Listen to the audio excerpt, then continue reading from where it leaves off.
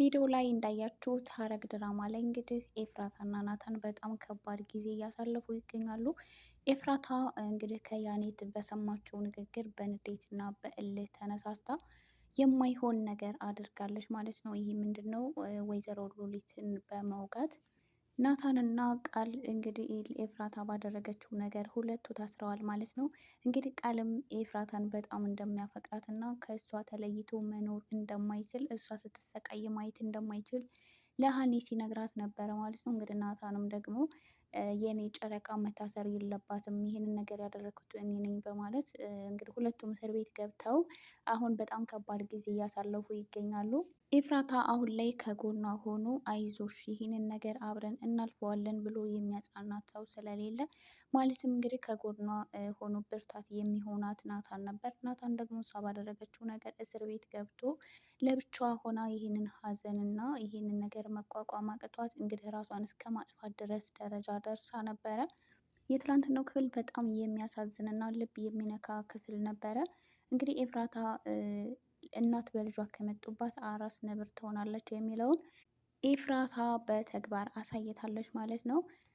አሁን ላይ ናታን እስር ቤትም እንኳን ሆኖ ወይዘሮ ሉሊትን እንደማይለቃትና ከእሷ ጋር ሆነው ይሄንን ነገር ሲያደርጉ የነበሩትን ሲያግዟት ሲረዷት የነበሩትን ሰዎችም እንደማይለቃቸው እየተናገረ ነበር ማለት ነው። እንግዲህ ወይዘሮ ሉሊትን ናታን ከነበረችበት ቦታ አስነስቶ ለብቻው ደብቆ አስቀምጧታል ማለት ነው። እንግዲህ ሉሊት ደግሞ ምንም ነገር እንደማታወራ ማውራት እንደማትችል እያስመሰለች ትገኛለች ማለት ነው። እንግዲህ በትላንትናው ክፍል ላይ እንደተመለከታችሁት ዳጊ ወይዘሮ ሉሊትን እየጠበቃት ነበረ። እንግዲህ ናታን ሊገልሽ ይፈልጋል ለዛም ነው እዚህ ያመጣሽ እያለ ያለውን ነገር ሲነግራት እንግዲህ ሉሊት እያወራች ነበረ ማለት ነው። በኋላ ግን ፂ ስትመጣ ዳጊ ሲናገር የነበረው ሉሊት ምንም ነገር ማውራት እንደማትችል እና መናገር እንደማትችል ነበር ሲናገር የነበረው ማለት ነው። አሁን ላይ ሉሊት ምንም ነገር እንደማትናገር ሰው ሆና ለመቀጠል ወስናለች ማለት ነው። ምክንያቱም የሆነ ነገር እንደምትናገር ካወቁ ፂም ብትሆን እንደማትለቃት እና ይሄንን ነገር ለምን እንዳደረገችው እየደጋገመች ስለምጠይቃት እና ምናልባትም ደግሞ ልታሰቃያት ስለምትችል ምናልባት ልትናገር ትችላለች። ስለዚህ አትናገርም አታወራም ብሎ እሷ ዝምታን መርጣ ለመቆየት ወስናለች ማለት ነው። እንግዲህ ሉሊት ምናልባትም ደግሞ አዝነው እራርተው ሊተውኝ ይችላሉ ብላ ነው ሀሳቧ። ግን ቃል ይሄ ሁሉ ነገር እየተፈጠረ ያለ የነ ኤፍራታ ልጅ በህይወት እንዳለ አልተናገረም። የቃል እህት ደግሞ ወንድሟ ስለተያዘባት በጣም ተናዳ ኤፍራታን አንቺ ወንድሜ ባደረግሽው ነገር ወንድሜ መታሰር የለበትም እያለች እንግዲህ በጣም ተናዳና ኤፍራታ ላይም እየጮኸችባት ነበረ። ነገር ግን አሁን ላይ ህፃኑን እንደምንም ብዬ ማግኘት አለብኝ ከዛ ህፃኑ በህይወት መኖሩ ከታወቀ ወንድሜም ቢሆን ነፃ ይሆናል ብላ ስላሰበች አሁን ላይ ከሃይማኖት ማለትም ከልጁ አሳዳጊ ከነበረችው ሴትዮ ጋር ሆና ልጁን ለማግኘት ሙከራ እያደረገች ነው። ሀኒ ከሚታሰበው በላይ በጣም አደገኛ ሆናለች። አሁን ላይ ምናልባት ልታመልጠኝ የሆነ ነገር ለማድረግ እንኳን ብትፈልግ ቤተሰቦቿን ይዤባታለሁ ቤተሰቦቿን እንዳወቅኩኝ ስላወቀች ምንም አይነት ነገር ለማድረግ አትሞክርም ብላ ስላሰበች በቤተሰቦቿ ወይም እሷም በህይወቷ በማስፈራራት ልጁ ያለበትን ቦታ እንድታሳያት እና ወደ ልጁ እንድትወስዳት ነግራት ነበር። እንግዲህ አብረው እየሄዱ መንገድ ላይ ነበር ቪዲዮ ያቆመው ማለት ነው። ሀኒ እንግዲህ በራሷ መንገድ ተጉዛ ልጁ የት እንዳለና በማን እጅ እንደሚገኝ ሀኒ ደርሳበታለች ማለት ነው። ነገር ግን ከነሱ እጅ ልጁን ፈልቅቆ መውሰድ በጣም ለሷ ከባድ እና አደገኛ እንደሚሆንም ተረድታለች ማለት ነው። እንግዲህ ይህንን ነገር ልጁ ከወይዘሮ ሉሊት ትዕዛዝ ውጪ ለማንም ሰው የማይሰጥና ማንም ሰው ቢሆን ከእነሱ እጅ ሊወስደው እንደማይችል ነው እንግዲህ የታወቀው ማለት ነው። አሁን ላይ ሀኒ ልጁ ያለበትን አድራሻና ማን ጋር የት ቦታ እንደሚገኝ ጠንቅቃ አውቃለች። ነገር ግን ከዛ ቦታ ላይ ልጁን እንዴት አድርጋ ማስወጣት እንዳለባት እያሰበች እና እቅድ እያወጣች ነው ማለት ነው። በዚህም ጉዳይ ደግሞ የሚያግዛት ሰው ስለሚያስፈልጋት የራሷ የሆኑ ሰዎችን በማዘጋጀት ሀኒ ልጁን እጇ ለማስገባት እየሞከረች ነው ማለት ነው። እንግዲህ ሀኒ ልጁን ካገኘችው እና እጇ ካስገባችው ወንድሜ ነፃ ይወጣል፣ ኤፍራታም ደግሞ ከዚህ ሁሉ ሲቃይ ትገላገላለች እያለች ነበር። እንግዲህ ኤፍራታ በጣም አሳዝናታለች። በጣም ለብዙ ጊዜ ልጇን ስላጣች በጣም ስትሰቃይ ቆይታለች። አሁን ላይ ደግሞ ተዛ ሀዘኗ ተረጋግታ በጥሩ ሁኔታ ላይ ስትገኝ እንደገና ድጋሜ ሀዘኗ ተቀስቅሶ በጣም ከባድ ጊዜ እያሳለፈች እንደሆነ በደንብ ስለተረዳች ይሄ ልጅ ለኤፍራታ ይገባታል። ስለዚህ ለእሷ እንደምንም ብዬ ይሄን ልጅ ከእነሱ ውጭ አውጥቼ ለእናቱ ላስረክብ ይገባል ብላ ቆርጣ ተንስታለች ማለት ነው። እንግዲህ ቃል በጣም ለብዙ ቀናቶች ሲለፋ ሲሞክር የነበረበት ነገር ሀኒ ለማሳካት እና በአንድ ጊዜ ልጁን እጇ ለማስገባት ጫፍ ላይ ደርሳለች ማለት ነው።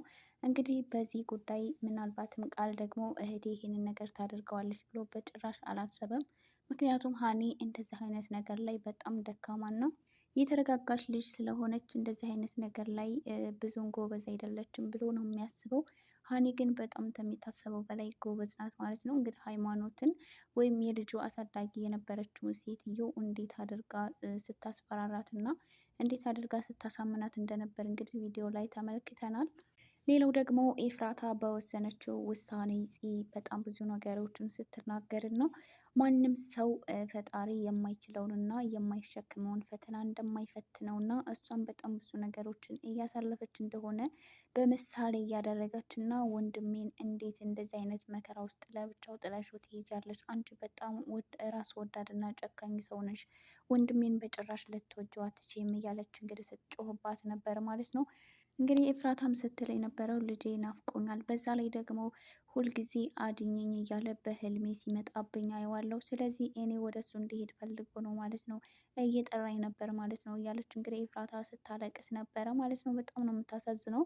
ጽ ግን በጭራሽ እንደዚህ ማድረግ የለብሽም፣ ይህ የራስ ወዳድነት ነው። ወንድሜ እኮ እስር ቤት የገባው ላንቺ ሲል ነው። ስለዚህ አንቺ እሱን ጥሎ ስለመሄድ እንዴት ታስቢያለሽ? እያለች ስትጮህባት ነበረ ማለት ነው። እንግዲህ ፂም በጣም ብዙ ነገሮችን አሳልፋለች። አሁን ላይ ደግሞ የቢንያም በህይወት መኖርን አውቃለች ማለት ነው። ለምን መጠጥ እንዳቆመች እንደዚሁም ደግሞ እሱ በእሷ ቦታ ተተክቶ አሁን የመጠጥ ሱሰኛ እንደሆነና እሷን በመጠባበቅ ላይ እንደሚገኝ እንደዚሁም ደግሞ በዛን በምትጠጣበት ወቅት የሚሸኛትና ቤት ድረስ የሚያደርሳት እሱ እንደሆነ ጭምር ሲነግራት ነበረ። እንግዲህ ይህንን ነገር ባወቀች ጊዜ እንደዚሁም ደግሞ ይህንን ጽሑፍ እንዳነበበች ቆይ ማን ነው እንደዚህ አይነት ጨዋታ የሚጫወተው ብላ ስልክ ወዲያውኑ ደውላ ነበር። በዚያን ሰዓት እንግዲህ ድምፁን እንደሰማችው ራሷን ስታ ወድቃ ነበር ማለት ነው። በዛን ሰዓት የተፈጠረውን ነገር ለማንም ሰው ሳትናገር በራሷ በውስጧ ይዘዋለች ማለት ነው። እንግዲህ አሁን ነገሮች ቀን ከቀን እየተደራረቡ ለራሷ ጊዜ እንድትሰጥ አላደረጋትም ማለት ነው። እንግዲህ ያኔት ቤቱን እንዳለ እየበጠበጠችው ነው። እንግዲህ ያኔት ምን አይነት ተንኮል እየሰራች እንደሆነ እና ማንን ለመበቀል እንደፈለገች በደንብ እየገባት አይመስለኝም ማለት ነው። ምክንያቱም አሁን ላይ ትልቅ ስህተትን እየሰራች እንደሆነ ነው እየተረዳች ያለችው። እንግዲህ ያኔት እዛ እነ ናታን ቤት ሄዳ በተናገረችው ንግግር ይህ ሁሉ ነገር ተፈጥሮ ሉሊት ህይወቷ ላይ ትልቅ አደጋ በመድረስ እና እንደዚሁም ደግሞ ናታን እና ቃል ትልቅ ዋጋ እንዲከፍሉ እንደዚሁም ኤፍራታ በጣም ከባድ የሀዘን ጊዜ እንድታሳልፍ አድርጓታል። እንግዲህ ትላንትና አቤል እንዴት አንቺ ማነሽ የዚህ ቤትስ እንዴት ልትመጪ ቻልሽ እያለ ሲጠይቃት እሱን ራሱ እያወዛገበችው ነበረ ማለት ነው። እንዴት ነው ከጀርባህ እንዴት ከኋላ ሆነ እያለች በጣም ግራ ተጋብቶና ተወዛጋግቦ ነበረ ማለት ነው። እንግዲህ እሷም በዚህ ሰዓት ገፈታትረው ነበር የሄደችው። ቆይቺ ሴት ማናት? እንዴት እዚህ ቤት መጣች? እኔ የማላቃት ቤተሰብ ማናት? እያለ ለራሱ ጥያቄ ፈጥሮበት ነበረ ማለት ነው። እንግዲህ ራሷ አድናቂ የሆነችው ያኔት እንግዲህ ቤቱ እንዲበጠበጥና በአንድ እግሩ እንዲቆም አድርገዋለች። ይህንን ነገር ግን እሷ ምንም ነገር እየመሰላት እና ማንም ሰው እዚህ ጋር የሚከፍለው ዋጋ ለሷ አልታያትም። ከነ ናታንም ቤት ደግሞ የትልቅ ፋይል ወስዳለች። ያ ፋይል እንግዲህ ምን እንደሆነ አይታወቅም።